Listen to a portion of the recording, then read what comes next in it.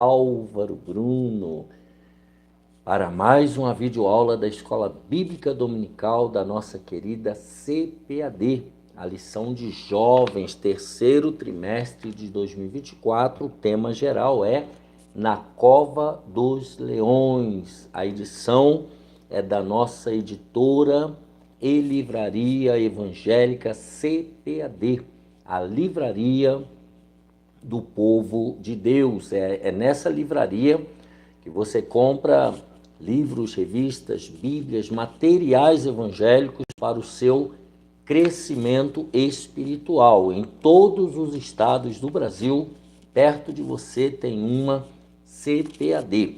Aqui em São Paulo, onde estamos, a loja CPAD está no novo endereço, na rua João Tobias, 360, no Belenzinho, bem pertinho do metrô Belém, ao lado do novo templo da Assembleia de Deus do Belenzinho. Ali na loja da CPAD, você procura o Moisés, a Berenice, o pastor Jefferson, e certamente eles vão te receber com muito carinho. Também na livraria, ali no térreo do novo templo da Assembleia de Deus do Belenzinho, tem a livraria da Associação. Ali você procura pastor Silas, o Alex e companhia, e ali você também pode comprar Bíblia, revista, todo o material evangélico para o seu crescimento espiritual. E a Provix, que é a livraria online do pastor Fernando, nosso amigo, nosso parceiro aqui do canal. Quando você compra na Provix, com o pastor Fernando online, você está ajudando diretamente este trabalho. Portanto, faça isso o mais rápido possível para nos ajudar, para cooperar aqui com o nosso canal. Se você já fez Pix aqui para o nosso canal, Deus te abençoe e te guarde, estamos orando por ti. E aqueles que ainda não fizeram, faça o seu Pix, mande a sua oferta, a sua cooperação, o seu voto. De repente você tem uma causa e está difícil dela sair o resultado e você fala, vou fazer igual Ana, vou fazer um voto ao Senhor. Faça esse voto, invista aqui no canal, tem o número, a chave Pix, é esse número de celular que está aí embaixo, 11 989 15 6905, e nos ajude. Deus vai te recompensar e a sua vitória chegará mais rápida. Também, se você puder ser um patrocinador aqui do nosso canal, tá? Entre no nosso e-mail, albrunol@yahoo.com.br, vou soletrar, albrunll@yahoo.com.br.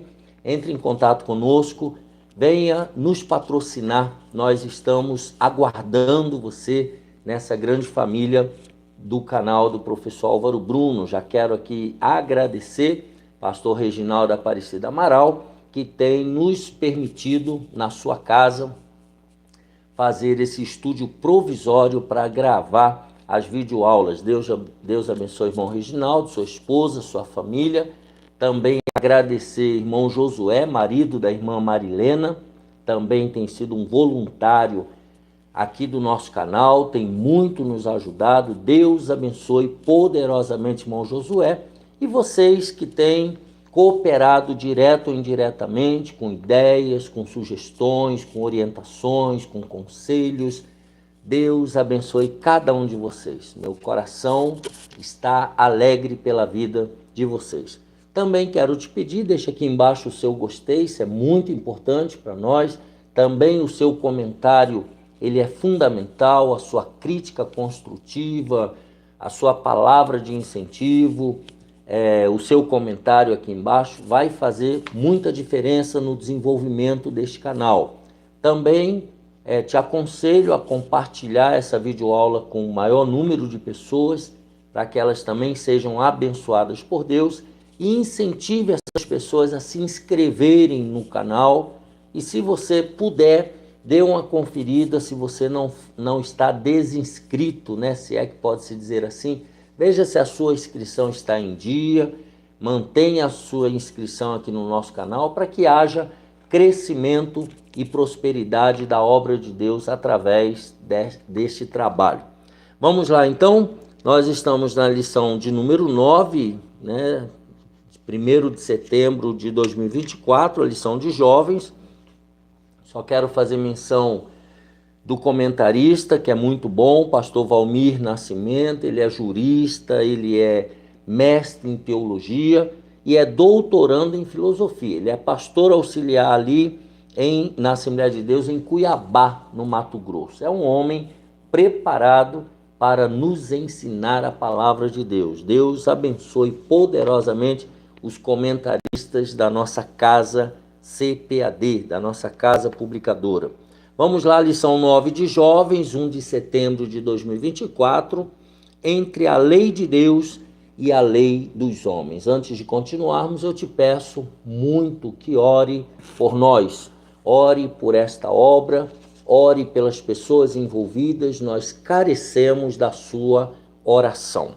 Entre a lei de Deus e a lei dos homens. Se você perdeu alguma lição, entra aqui na playlist, assista às aulas anteriores, estão muito boas, são muito interessantes. E só mais uma pequena observação.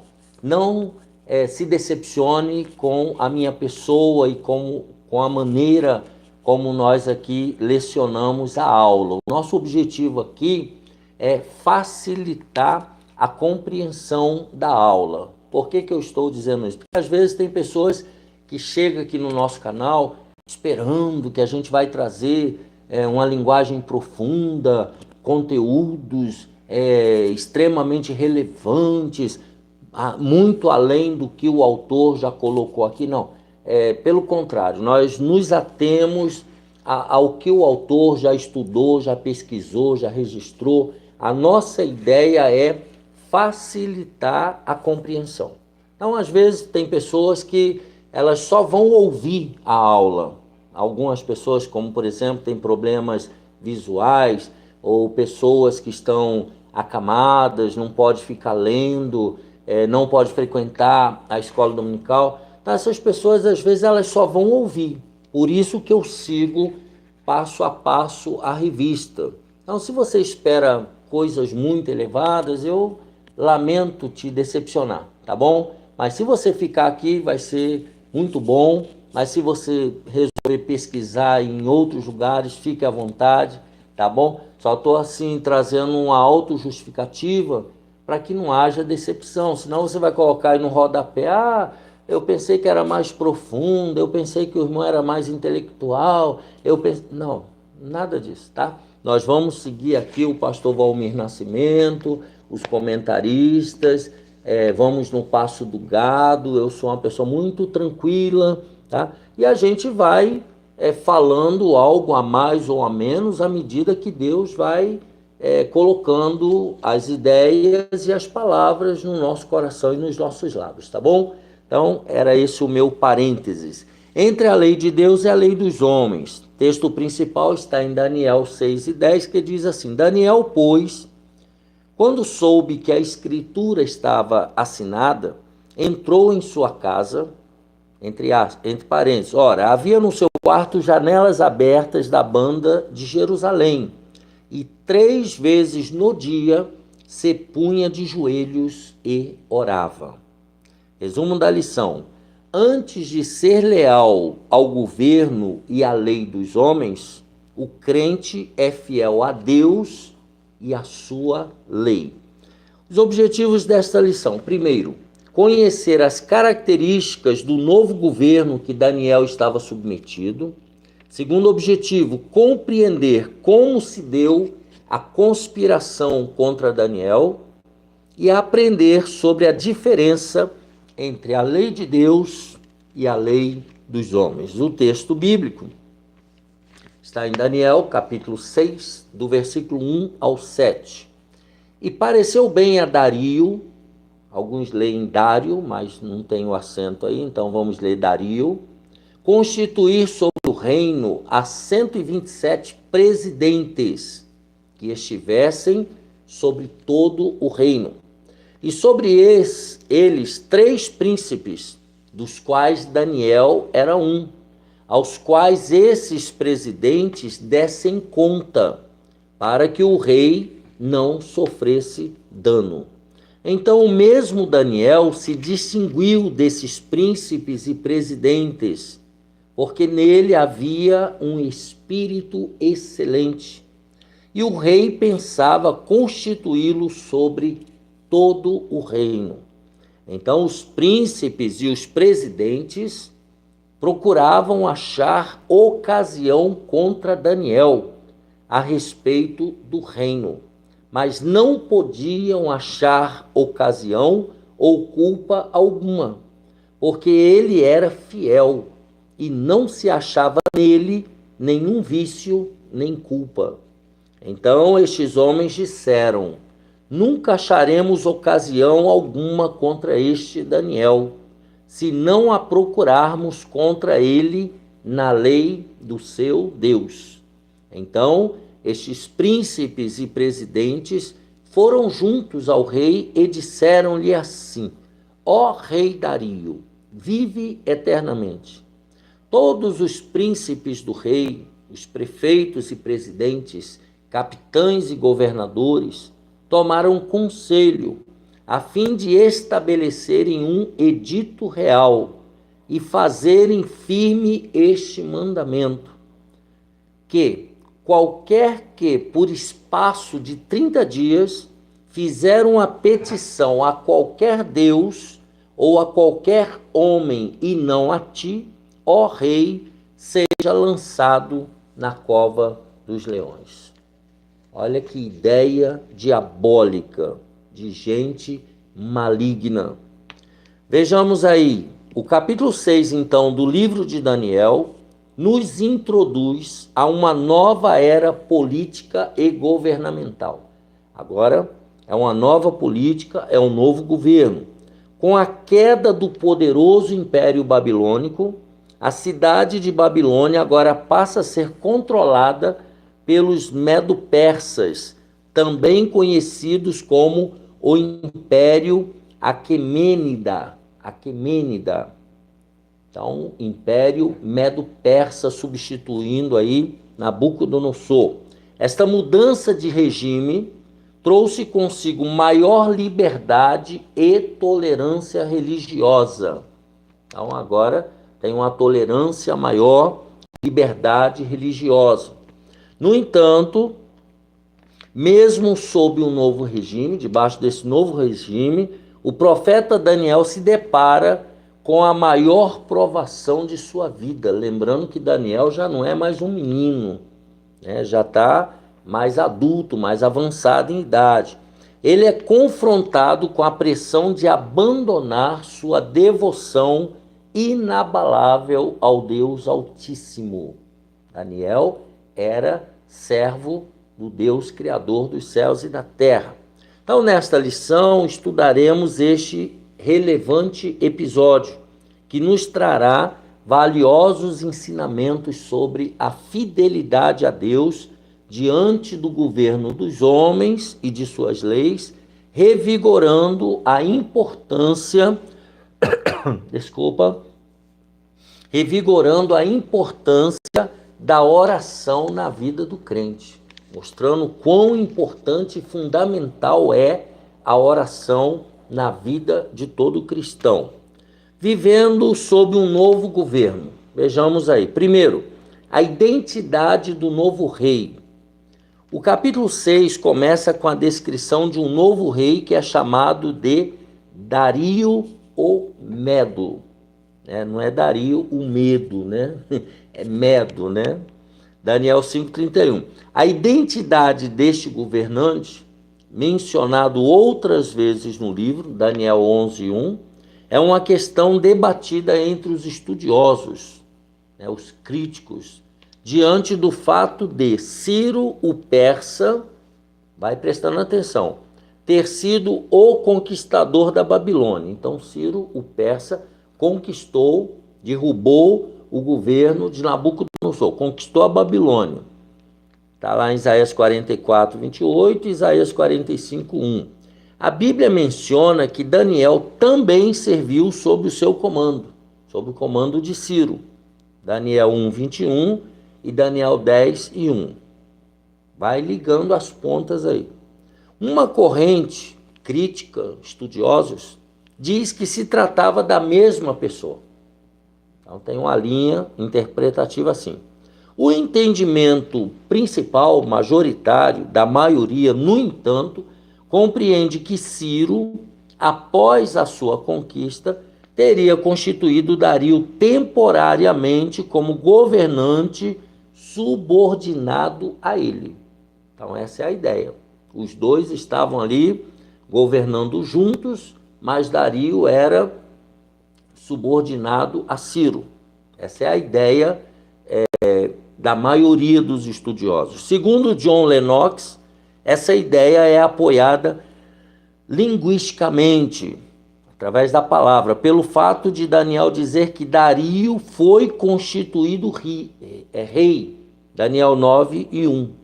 Então, Dario foi constituído rei. Então, tem alguém acima dele. E que ocupou o reino, Daniel 5:31.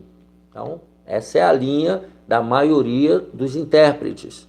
Segundo a obra Contra a Correnteza, os relatos bíblicos também nunca se referem a Dario como rei da Média Persa, mas apenas como governante da Babilônia.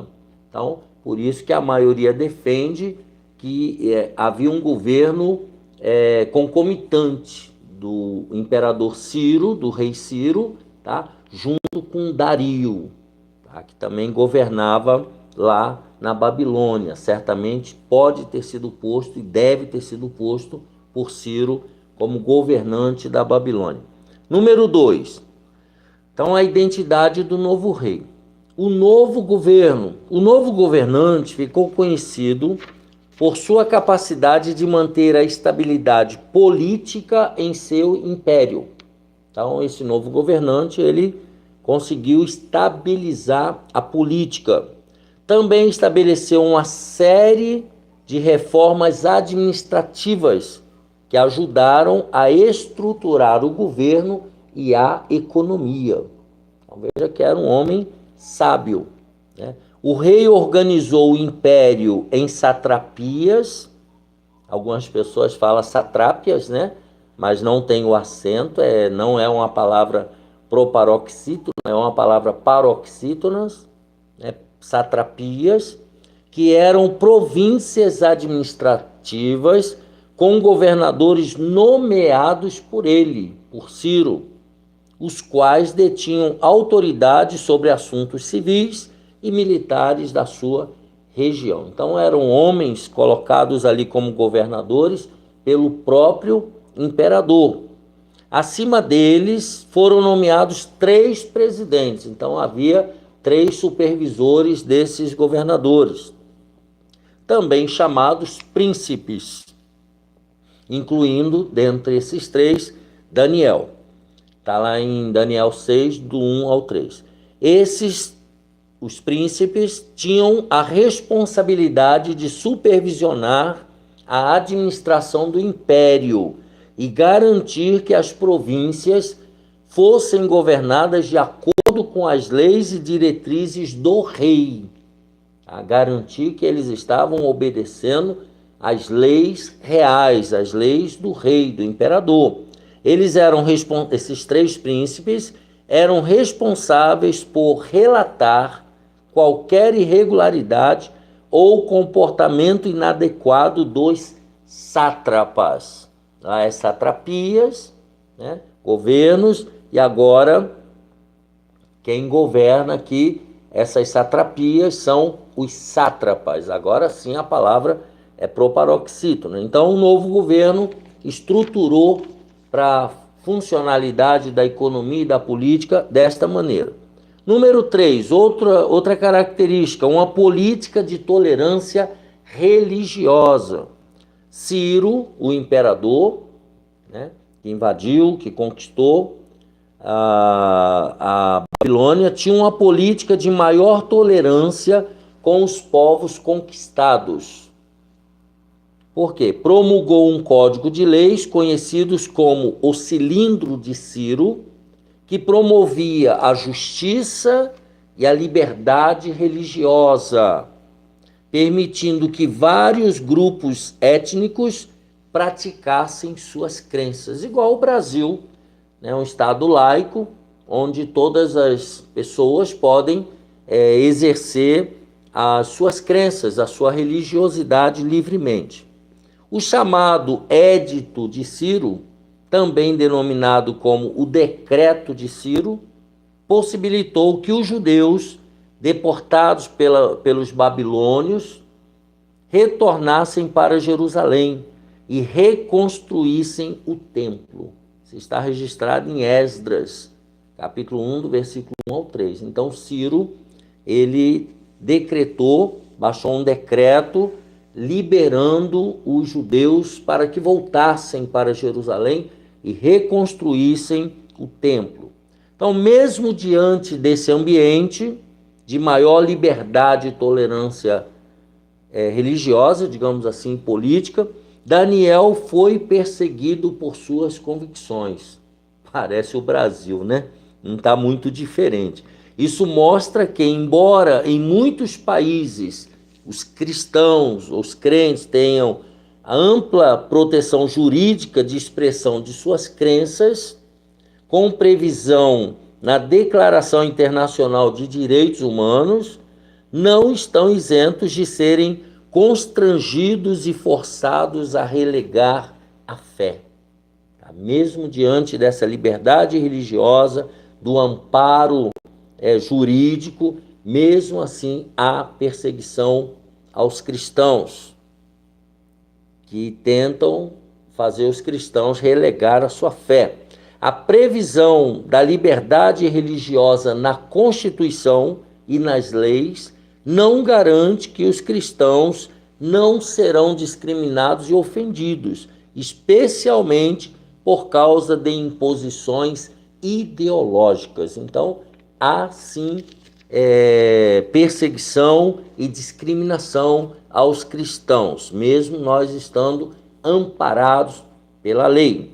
Pense, se você nunca foi constrangido por causa da sua fé, será que falta testemunho? Todos nós já fomos constrangidos por ser cristão. Ponto importante, os cristãos têm ampla proteção jurídica de expressão de suas crenças, você pode ser cristão à vontade, está previsto na Declaração Internacional de Direitos Humanos, mas mesmo assim, corre-se o risco e muitas vezes somos constrangidos e forçados, conforme já lemos, a relegar a nossa fé em Deus. Número 2, então vimos aí esse contexto do novo governo medo-persa, Ciro e o rei Dario.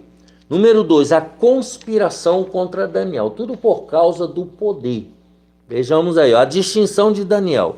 Em razão de sua excelência, Daniel começou a se distinguir dentre os demais presidentes, razão pela qual o rei pensava em promovê-lo.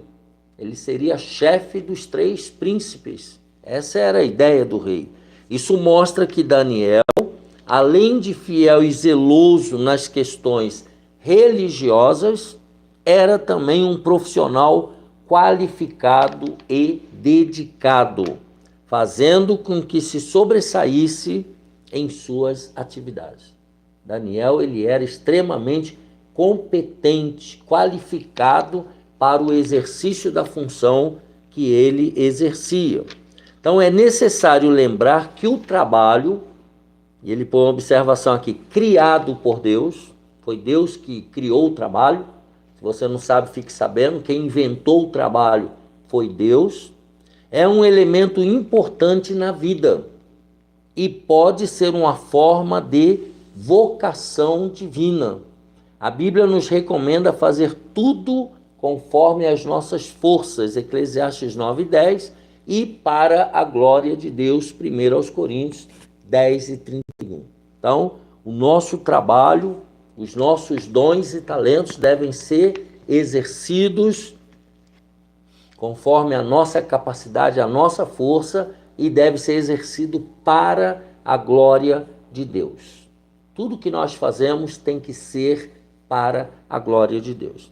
Inveja e conspiração. Então vimos aí que Daniel, ele era diferenciado. Por isso agora a inveja e a conspiração. Assim que o brilho de Daniel, isso aqui é o problema, né? Começou a ofuscar os demais, muita gente começou a ficar preterido, a inveja brotou em seus corações. Infelizmente, o autor escreve muito bem aqui, infelizmente, isso é algo que ocorre com enorme frequência, em qualquer ambiente, e até mesmo entre o povo de Deus. Infelizmente, até mesmo entre o povo de Deus, isso acontece.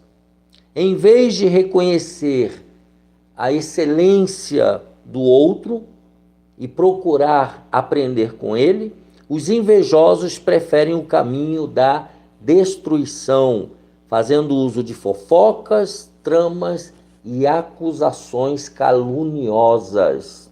É o que mais é mais fácil, né? Você jogar lama, né, do que você aprender com aquele que está se destacando.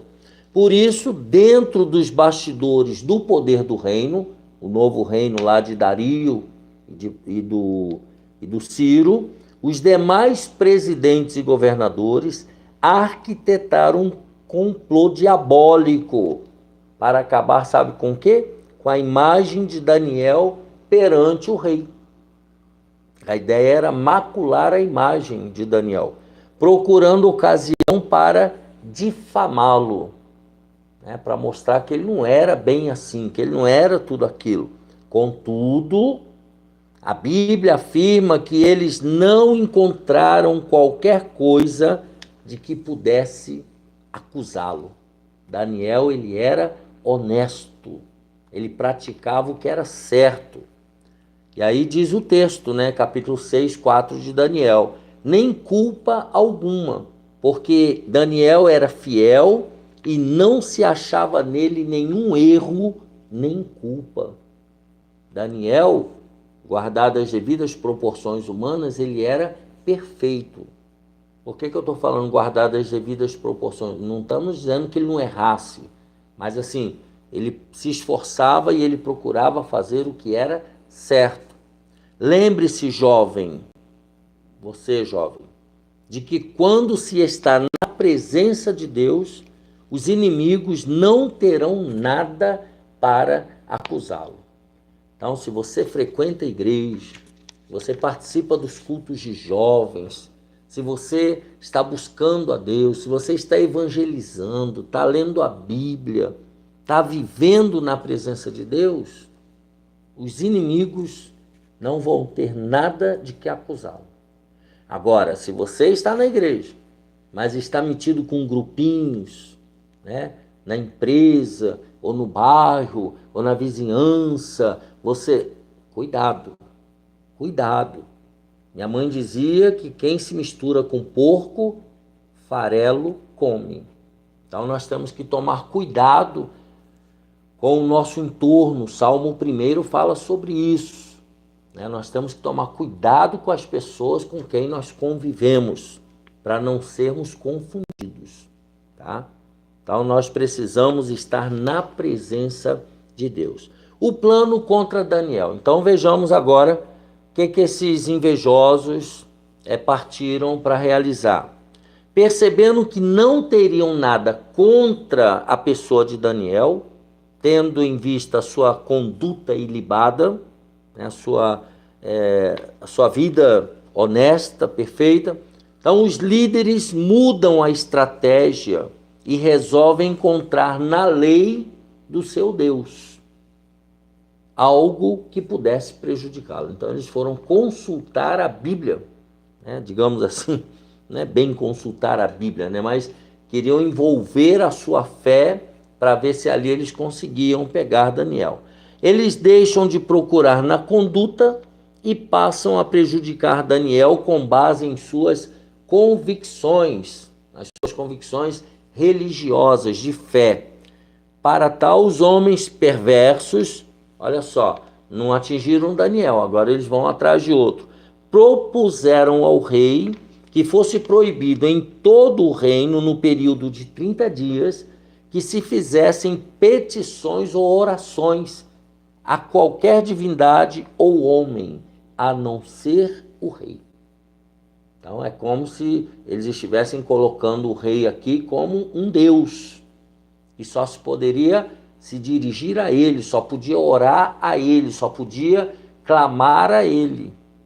Não podia pedir a outro deus, nem os babilônios e muito menos os deuses dos outros povos que viviam na Babilônia. Tinham que fazer tudo para o rei, pedir ao rei. A punição para a desobediência, pela desobediência, seria o lançamento na cova dos leões. Então, quem pedisse qualquer coisa a outro deus ou a outra pessoa, seria lançado na cova dos leões. A estratégia dos inimigos de Daniel em muito se assemelha aos secularistas anticristãos. O que são isso aí? Procurando centralizar no Estado, no governo, a figura da divindade.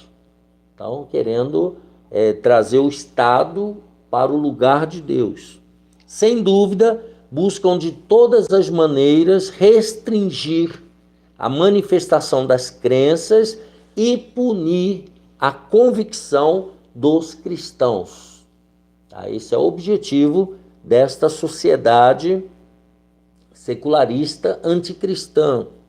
Na legislação e em decisões judiciais surgem novos entendimentos que procuram amordaçar a voz da igreja, abolindo não somente a liberdade de crença, mas também a liberdade de expressão.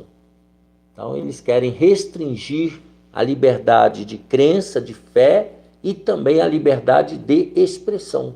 Você não pode falar o que está na Bíblia, você tem que falar o que eles querem ouvir. Vivemos uma era de suposta tolerância, quer dizer, uma tolerância falsa, só para quem interessa. Todavia, enquanto todas as expressões são válidas e permitidas, o cristianismo cada vez mais é hostilizado por causa da sua defesa de valores absolutos. É a intolerância dos tolerantes. Então veja que eles toleram tudo que não presta. Agora, o que é certo, o que está na Bíblia, eles não toleram, são intolerantes. Vamos a número 3 e já estamos terminando. A lei dos homens e a lei de Deus. Olha o posicionamento de Daniel. Contrariando a lei dos homens, diante do decreto, Daniel não se acovardou de dar testemunho de sua fé. Logo que ele soube da nova lei, ainda que fosse um alto funcionário do governo e ocupasse um lugar de privilégio, ele era um dos 3 príncipes lá no império, Daniel não negou sua integridade e fidelidade a Deus. Não. O servo de Deus sempre fora obediente ao rei, porém, ao perceber que a lei humana contrariava a lei divina, a lei de Deus, ele não desobedeceria ao injusto mandamento, essa nova lei injusta, fazendo exatamente aquilo que o decreto proibia. Ou seja, buscou ao Senhor em oração. Daniel 6:10. Daniel foi orar. Ele orava todo dia, 3 vezes ao dia. Em primeiro lugar, Deus sabia que Dario tinha autoridade. Daniel sabia que Dario tinha autoridade, mas tinha ainda mais convicção de que esta autoridade provinha de Deus. Deus é que dera esta autoridade para Dario. Romanos 13:1. As autoridades foram constituídas por Deus. Em segundo lugar, como um homem temente e bom cidadão, o profeta era sim cumpridor da lei dos homens. Contudo, ele não as cumpriria quando se chocasse com as leis de Deus. Atos 5:22. Tá? Quando a lei de Deus se choca com a lei dos homens, a gente tem que obedecer à lei de Deus. Afinal, mais importante que a lei estabelecida pelo governo humano é a lei natural revelada pelo Deus Altíssimo. Essa lei natural, ela é imutável, ela é atemporal e ela não pode ser contrariada. E em terceiro lugar, Daniel sabia que o Senhor Deus dos céus e da terra estava com ele. Então, ele estava amparado por Deus. Número 2, o poder da oração. Isso é importante para você, jovem, e para todos nós. Diante daquele momento de provação, Daniel foi para o seu quarto buscar a Deus em oração. Daniel foi orar sobre aquele assunto. Ele orou persistentemente, pondo-se de joelhos 3 vezes ao dia. A oração deve ser um hábito na vida de todo aquele que busca intimidade e resposta da parte do Senhor. Então tem que haver um constante, falar com Deus, uma permanência, uma perseverança. Todos os dias a gente precisa orar. Daniel, então, orou agradecendo a Deus, pois a verdadeira oração também se expressa por meio de gratidão. Não há vitória espiritual sem oração. Não há vitória sem oração. Não se iluda com isso. Não preciso orar. Não há crescimento espiritual sem oração. Como disse Martinho Lutero, a oração é o suor da alma. A oração, ela tem que ser diária, tem que ser constante. E quanto a você, jovem, como tem sido a sua vida de oração? Como é que você tem vivido?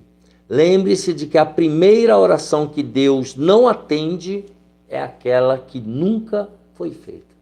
Essa Deus não atende. Se não tiver oração, Deus não tem o que atender.